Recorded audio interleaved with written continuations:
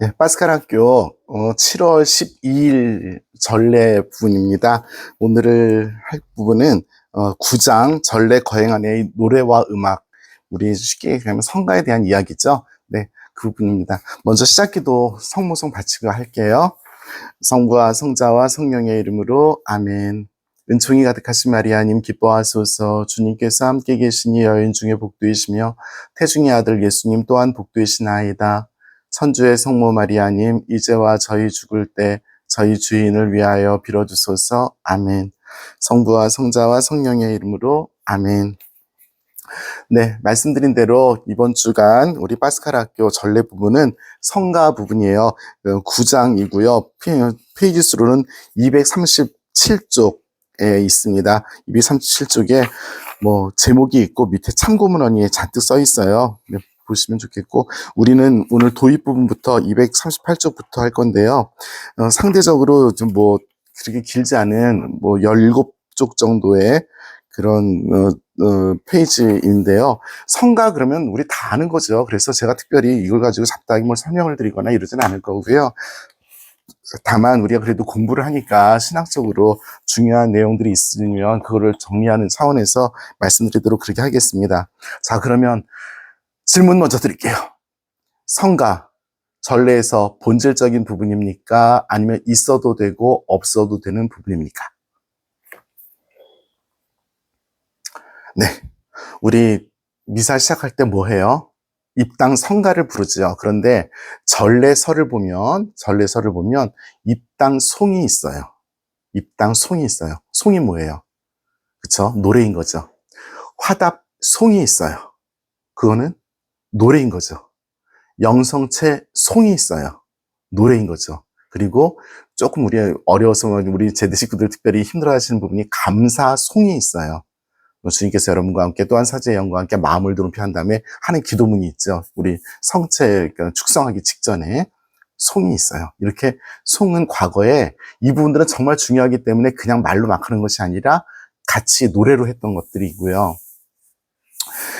지금 화답송이라고 부르지만 기억하시는 분들 계실 거예요. 옛날에는 층계송이라 그랬어요. 층계송 뭐냐면 층계가 있죠. 제단이 있으면 제단이 옛날에 막혀 있었고 난간이 있었어요. 그리고 그 난간 밑에 당연히 층계가 있겠죠. 그러면서 사제석과 신자석을 구분을 하고, 이 층계송이 어떤 기능이냐면 말씀 전례와 성찬 전례를 구별하는 그런 기능이 있어서 독서 말씀을 듣고 층계송을 불러요. 층계송에서 정말 계단을 올라가듯이 주님의 복음에 접근하고, 그 다음에 주님의 복음에 접근한 다음에 성체성사에 접근하는 그러한 어떤 생각을 가지고 있었던 것이 층계송이기도 해요.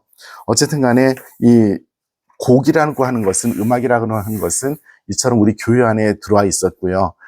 지금도 들어와 있고 굉장히 아름답게, 사실 어떻게 보면 굉장히 본질적인 부분들, 우리가 그냥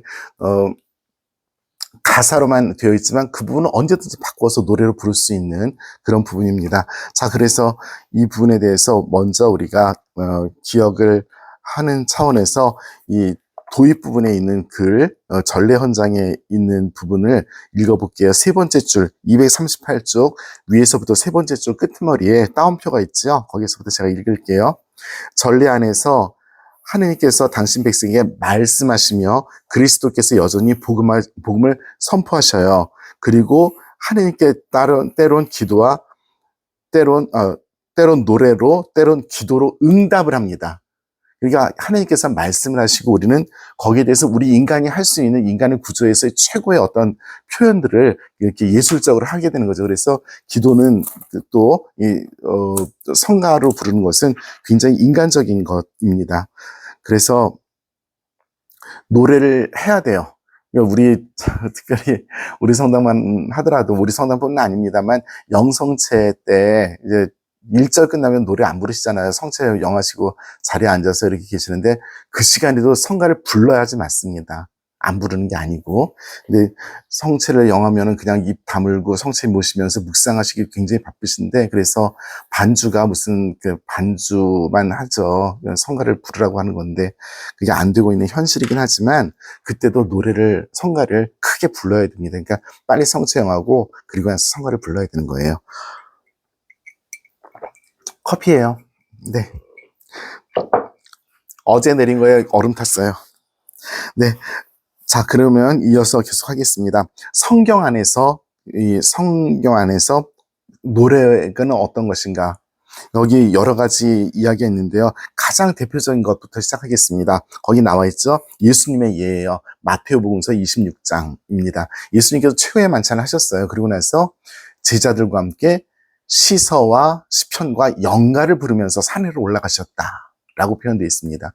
그러니까 우리가 쉽게 생각할 수 있는 것이 성경 150편으로 이루어져 있는 시편, 성경의 150편의 시편들은 이것이 노래였을 거다. 아니면 적어도 운율을 붙일 수 있었을 거다. 이런 추정을 할 수가 있는 거죠.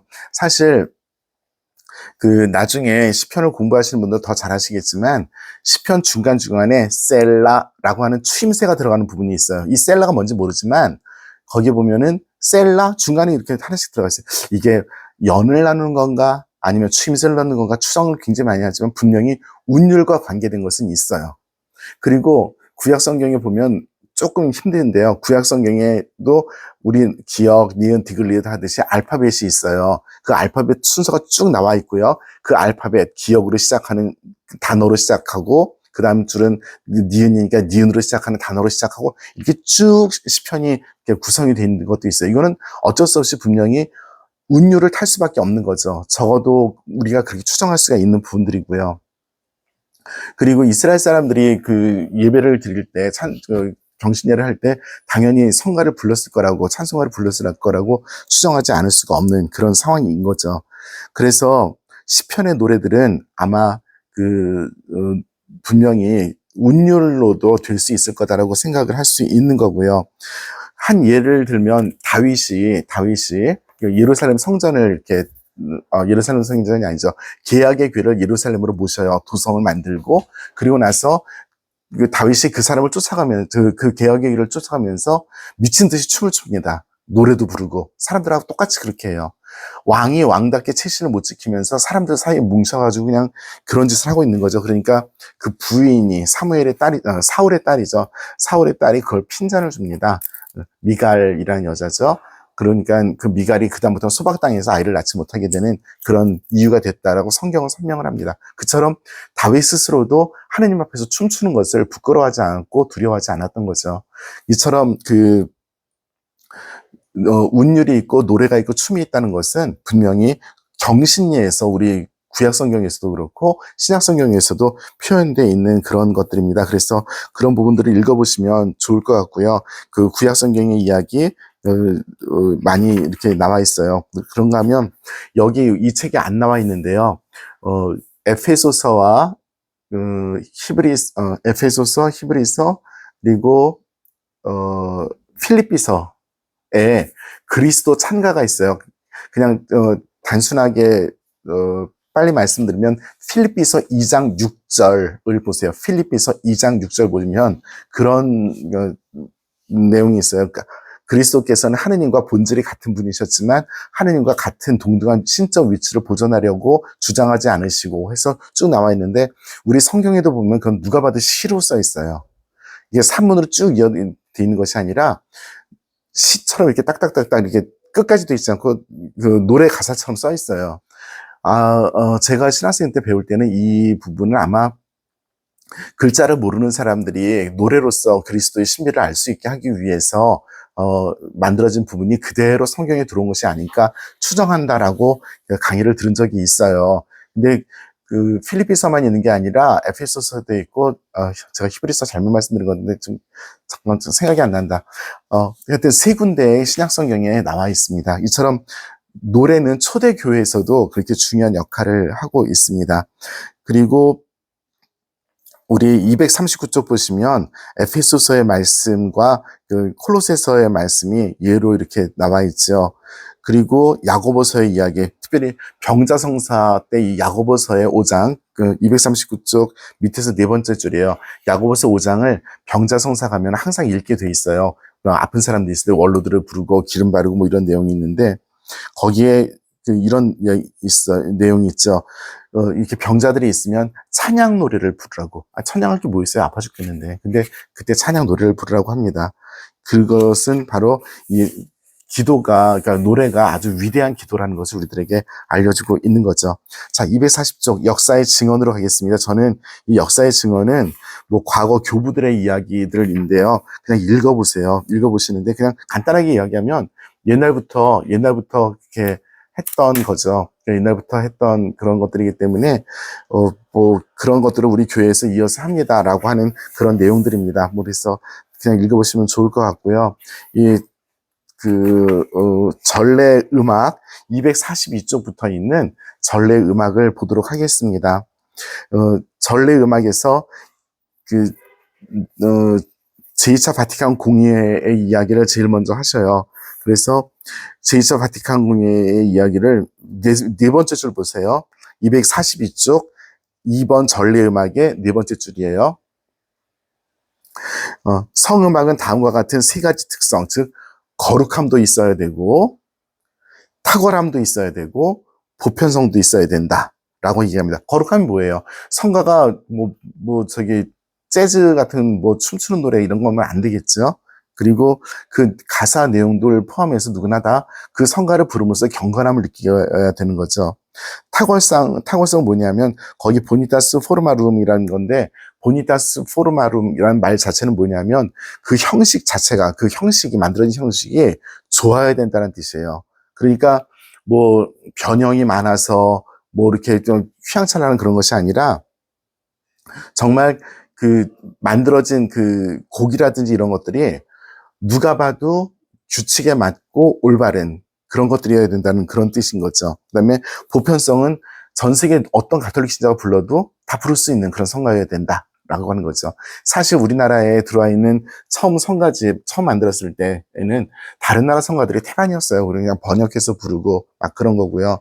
제가 가끔 이렇게 보면은 라틴어로 돼 있었던 성가들 전통적으로 전 세계가 공통적으로 부르는 성가들 많이 있어요. 예를 들어서 우리 성시간 때 하는 지존하신 성취합회 이런 곳들 있죠. 그 보시면 밑에 라틴어 가사가 있을 거예요. 전 세계가 다 똑같이 그렇게 부르고 있어요. 그처럼 이런 것들이 있어야 된다라고 이야기를 하고요. 그 다음에 현대 음악도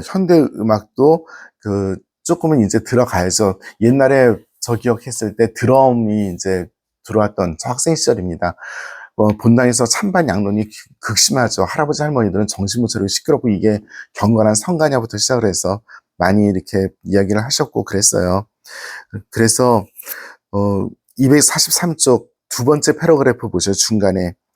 그래서 이제 그 교회에서 쓰는 음악이 거룩하고 아주 장엄하고 그래서 몇 사람밖에 할 수 없는 성음악보다는 전례로서 모든 사람들이 다 함께 공유하고 사람들 사이에서 갈 수 있는 전례 음악이 되어야 된다라고 이렇게 얘기를 하고 있습니다. 그리고 이 전례 음악, 즉 거기는 예배 음악이라고 표현되어 있는데요. 저는 이 예배 음악이라는 표현 번역을 이렇게 하셨는데 그렇게 할 수 있어요. 할 수 있는데 예배란 말 때문에 좀 그러네요. 네, 어쨌든 간에 그 예배 음악이 에 대한 규정이 거기 나와 있어요. 밑에서 네 번째 줄이죠. 예배 음악은 일상의 소리나 소음처럼 말해진 언어의 습관적 형태와 구별되는 것으로서 예식 거행 안에서 이루어지는 모든 노래와 연주의 실행으로서 이것이 경건하게 하나님께 경신예로서 올바라야 되겠죠. 그렇지 않으면 안 되는 것이죠. 그래서 우리가 어떤 형식적인 것을 할 때에도 그렇지만 단순하게 음악을 만들어내는 그것에서 작곡가들이 만들어내는 그런 차원이 아니라 정말 경건하게 하고 그리고 현재 우리가 발견해낸 음악이라든지 곡조라든지 이런 것들을 다 같이 잘 이용할 수 있는 그런 예배 형식의 음악들을 만들어내는 것은 굉장히 중요한 것입니다. 자, 그러면 우리 245쪽에 가서요. 전례에서의 노래와 음악의 역할에 대해서 같이 이야기를 해보도록 하겠습니다. 내가 높이를 조금만 조절할게요. 네, 제가 책을 보기 때문에 이 각도를 좀 낮추는 것이 좀 더 찍기가 좋은 것 같아요. 네, 좀 돌릴게요. 네, 네. 죄송합니다. PD가 지금 출장 중이어서 제가 혼자 다 해야 돼요. 네. 사실 PD도 없어요. 그죠? 네, 좋습니다. 네. 저희 집무실이에요. 뒤에 에어컨이 안 보이게 하려고 노력을 하는데, 뒤에 이렇게 까맣까맣한 건 의자예요. 네. 제 목을 아주 감싸주시고 계십니다. 네. 계속 할게요. 245쪽 보시고요. 전례에서 노래와 음악의 역할, 이렇게, 되어 있는 부분을 보시면 좋겠습니다. 먼저, 노래와 음악이 가진 특징이 있어요. 뭐, 우리가 다 알고 있는 건데, 그냥 한 줄씩만 읽어볼게요. 특징 1번. 거기에 인간학적 특징이라고 그랬어요. 그러니까 인간학적 특징은 뭐냐면 그냥 사람이니까 음악 들으면 느껴지는 것들이 있잖아요. 그런 특징들인 거죠. 자, 1.1 노래는 인간 내면의 표현, 곧 인간의 감정과 삶, 이상과 꿈을 표현합니다. 노래는 말보다 더 강력한 보편적 표현 수단입니다. 그렇게 표현을 합니다. 말은 사실은 이렇게 딱 글을 써놓으면 딱 그거잖아요. 근데 그것을 넘어서서 느껴지는 것들이 있는 거죠. 노래도 그렇고, 네, 그렇습니다. 그래서 밑에서 세 번째 줄 보면 감정과 감동의 가장 깊은 영역을 접하게 된다라고 이야기를 합니다. 그러니까 감정과 감동이라고 하면 우리 내면에 있는 건데 잘 써야죠. 뭐 감정이 왔다 갔다 하는 그런 감정이 아니었으면 정말 좋겠고 진실한 하나님께 대한 경배의 감정이면 좋겠죠. 자, 246쪽 1.2입니다. 노래는 시적 표현이다. 즉 다시 말해서 노래는 운율이 있잖아요. 그러니까 시라는 어떤 형식이 가지고 있는 그런 어떤 리듬감, 그 다음에 아름다움 이런 것들을 가지고 있다라고 얘기하면 되겠습니다. 어려운 거 아니고요. 1.3 노래는 공동체를 형성한다. 조금 표현이 이상하지만 노래는 글자를 몰라도 부를 수 있어요. 그쵸? 노래는 글자를 모르는 사람도 배워서 들어서 할 수가 있는 거죠. 그래서 옛날에 우리 그리스도교 신자들이 찬미가를 많이 썼던 이유가 바로 이러한 이유 때문에 그래요. 글을 모르는 사람도 하느님을 찬미할 수 있도록 했던 것이 바로 그러한 이유입니다. 네. 그리고 노래는 그 1.4 축제 분위기를 형성하죠. 뭐 장성곡도 물론 있긴 한데 그것보다는 정말 우리가 다 함께 그 노래를 하면 같이 행복하잖아요. 그죠? 네. 자, 전래 거행 안에서 이런 어떤 인간적인 차원 말고 그럼 전래 거행 안에서 노래가 무엇인가에 대한 이야기를 잠깐 보도록 하겠습니다. 네. 247쪽, 네, 입니다. 2.1에서 나오는 성사적 역할이라고 표현을 합니다. 성사적 역할이 뭐예요? 성사가 뭐예요? 성사 몇 번 말씀드렸는데, 기억들 하시고 계시라고 믿습니다. 표지와 도구. 표지, 도구. 기억하시죠? 표지이면서 도구이다.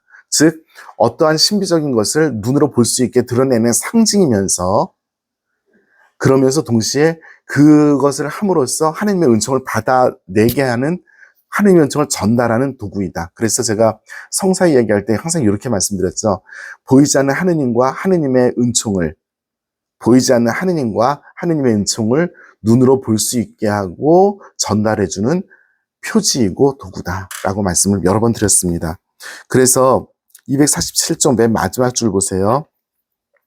노래와 음악은 다음과 같은 세 가지 주요 기준에 따라 전례 행위와 더욱 밀접히 결합되면 될수록 더욱 깊은 의미를 지니는 표징의 역할을 하게 된다. 그 기준들은 기도의 아름다운 표현, 예정된 시간에 이루어지는 회중 전원에 일치된 참여, 전례 거행의 장엄함, 이 세 가지와 결합이 되었을 때 더욱더 아름다운 전례를 만들어낼 수 있다라고 이야기를 합니다. 그리고 2.2 노래의 음악의 봉사 임무해서 이거는 뭐 그냥 읽어보시면 될 것 같은데 밑에 세 가지 요소 써 있어요. 노래와 음악은 하느님과 인간 사이의 대화를 이루는 하느님의 말씀과 인간의 응답에 대한 반향과 성찰을 이룬다. 하느님께서 먼저 말씀하시죠. 기도도 그렇죠. 우리가 먼저 하는 거 아니에요. 하느님께서 말씀하시면 잘 듣고 거기에 대해서 대답하는 게 기도인 거죠. 네, 그것을 잘할 수 있도록 우리 안에서 말씀을 울려 퍼지게 하고 우리들의 기도가 울려 퍼져서 그것이 말로 다 표현하지 못하는 것을 성령을 통해서 하느님께 드릴 수 있게 하는 것. 이것이 당연히 성가인 거죠. 노래와 음악은 2번, 노래와 음악은 전례 회중의 일치와 친교에 도움을 주고 내적인 영적 일치를 이루게 된다.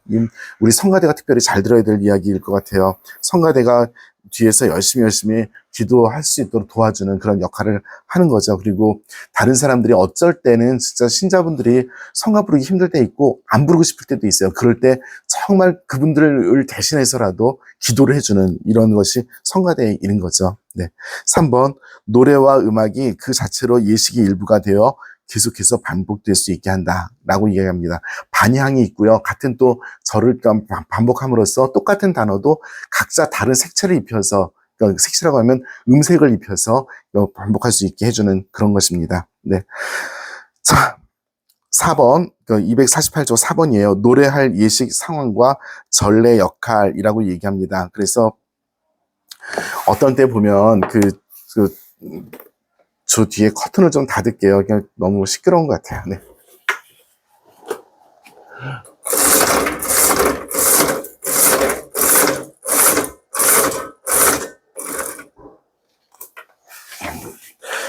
커튼 내리는 것도 굉장히 리드미컬하게 성가처럼 내리지 않았어요? 네. 자, 찬미가, 아니죠. 우리 어떤 경우 이제 신자분들이 성가를 이렇게 잘 부르시는데 경우에 따라서 독창을 하는 경우가 있어요. 독창 굉장히 중요하고 좋죠. 그리고 아름답게 하는 독창은 사람들을 감동도 시켜요. 그런데 이 독창을 하는 데 있어서 성악가 독창이 아니라 기도하는 독창이어야 되죠. 그거는 우리가 항상 조심해야 되는 부분이기도 합니다. 어쨌든 우리 성당에도 성가 잘 부르셔서 독창을 통해서 사람들에게 감동을 주시는 분들이 많이 계셨으면 하는 게 바람이죠. 네, 그러신 분들 계실 거예요. 우리 성가에서 그래서 그 알렐루야를 부를 때요. 알렐루야와 알렐루야 사이에 그 가사가 있잖아요. 저에게 그 알렐루야 기도문이 있잖아요. 이런 것을 우리 성가대 식구들이 돌아가면서 한 번씩 이렇게 부르면 참 아름답겠죠. 잘하건 못하건을 떠나서 정말 그 말도 잘 전달되고 또 그렇게 열심히 노력하는 모습은 굉장히 아름다운 모습이라고 생각합니다. 어쨌든 이 특정한 노래를 확인을 해보도록 하겠습니다. 찬미가는 어떤 때 얘기를 하는 거냐면은요, 그 세 번째 줄 보세요. 찬미가는 탁월한 노래이다. 찬미가의 주요한 특징은 가사와 음악이 동등한 중요성을 갖고 있으며, 가사와 음악이 동등한 중요성을 갖고 있대요.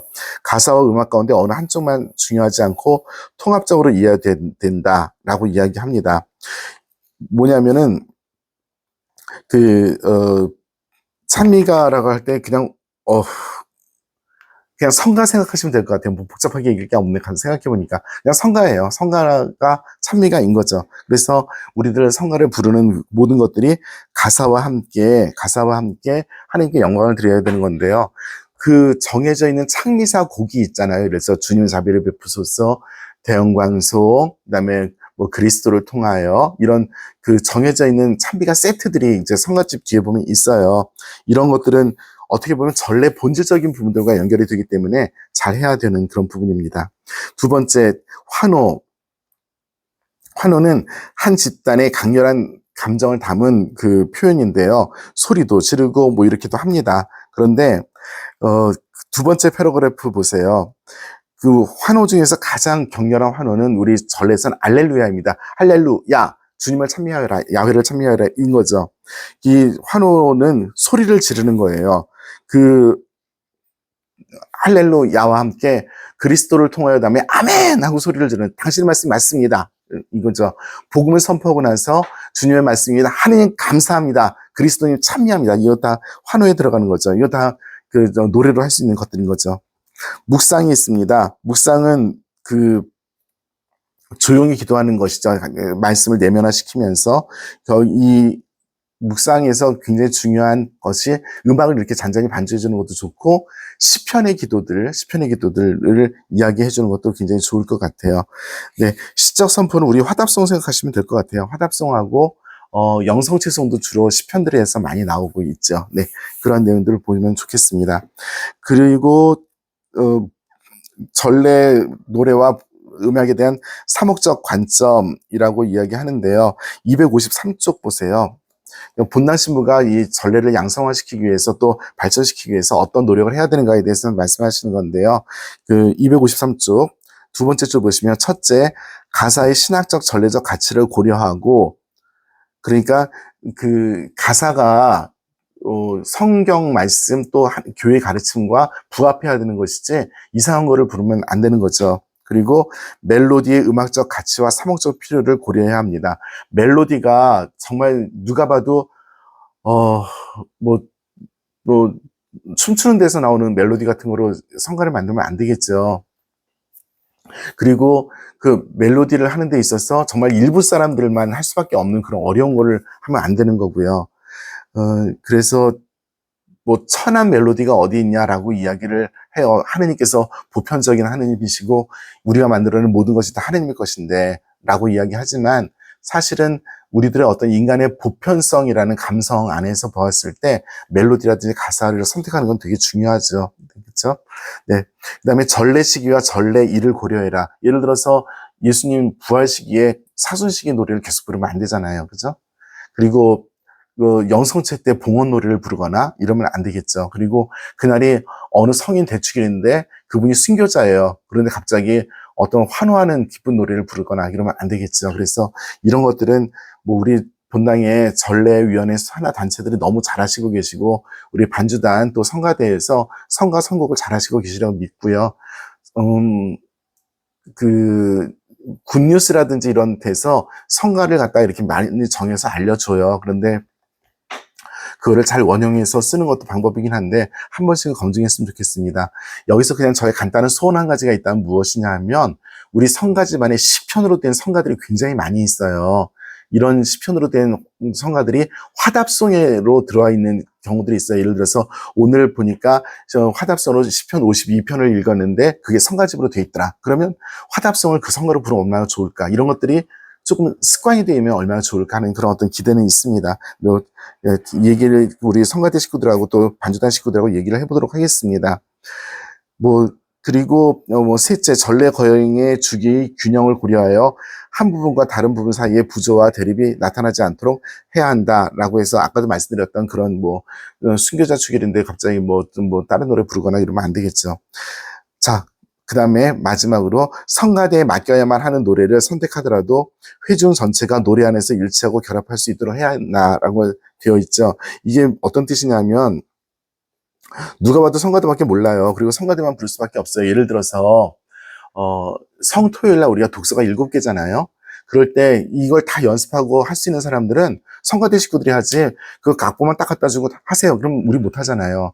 그런데 중요한 것은 그 내용들이 공개가 돼야 되는 건 굉장히 중요해요. 우리 그래서 매일매일 사책에 보면 성주간 예식서가 있는 그 주간에 그러니까 3월이나 4월 책이 아주 두껍죠. 왜냐하면 그 가사를 적어도 신자분들이 볼 수 있게 그렇게 해놓은 거예요. 그래서 신자분들이 성가를 모른다 하더라도 그걸 보면서 따라할 수 있게.